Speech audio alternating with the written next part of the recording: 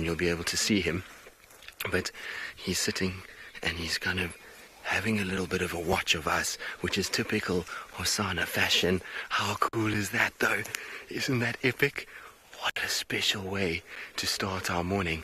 It really is very, very cool that we've managed to find him. Now, Max, I don't know if you want to do a sort of broadcast to a wider audience, and we'll try and see if we can kind of share the joy of a leopard on foot. So I'm going to stop speaking for a little bit while you watch Hosana.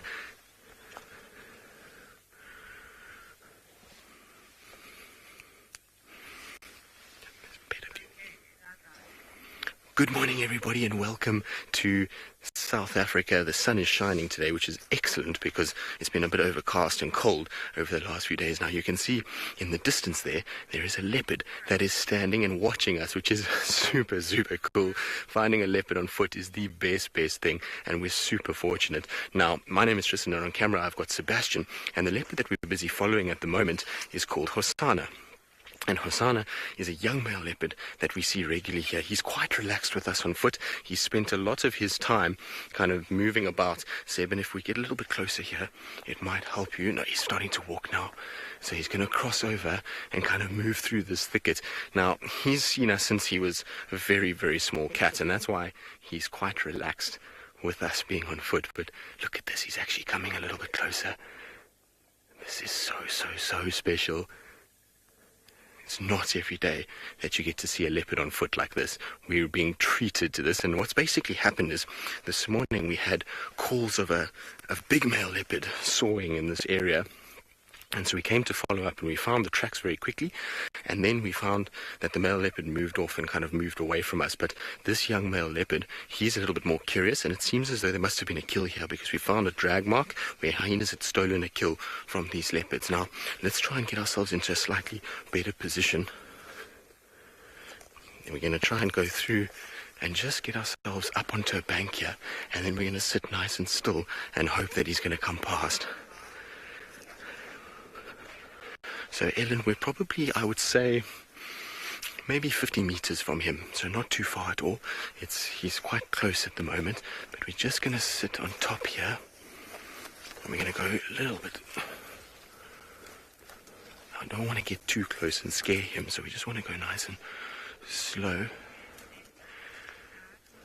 Here he is, he's right here, Seb. Look, there he is, right there. He's just in front of us, and he's just watching us through the gap. There he goes.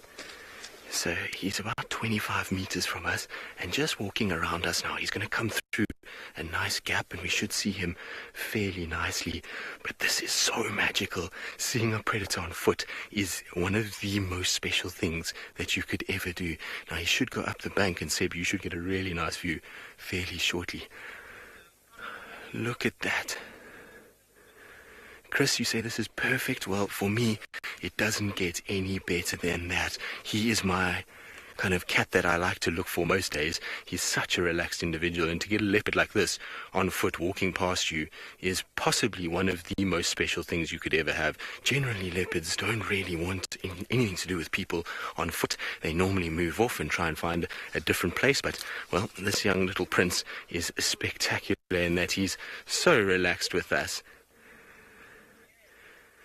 Mark, you say you'd be so scared. Now, what's he seen? He's running off after something. I wonder if he's maybe picked up some sign of something. It looks like he might even be hunting. Let's try and see if we can keep up with him a little bit. He could potentially be going after some sort of prey item. So we're going to just try and see if we can get another view of him. He might be something like a nyala or impalas in this area that he could be hunting. He sometimes is a bit crazy like this. Even though he knows we're here, he still kind of watches and tries to kind of hunt things. So we're going to try and see if we can keep up. I think it's going to be quite tricky to keep up with him.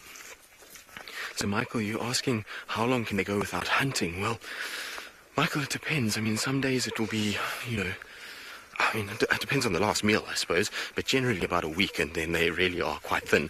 These guys have had it really good lately because it's been dry, it's been very, very, very difficult to find water, and that means that these guys have been having very concentrated groupings of animals around water points, and this particular male has used that to his advantage. He's gone and he's hunted many, many, many different antelope around the water that is remaining in the late, late winter. So they do, I'd say probably every sort of 3-4 days is when they actually hunt, but 7 days would be a long period for a leopard not to eat. Right, I don't think we're going to get another view anytime soon. We're going to have to see where he shot off because he went running, and so this has been absolutely spectacular. I hope that you enjoyed this. So from Seb and I, it's been wonderful, and we'll see you all soon.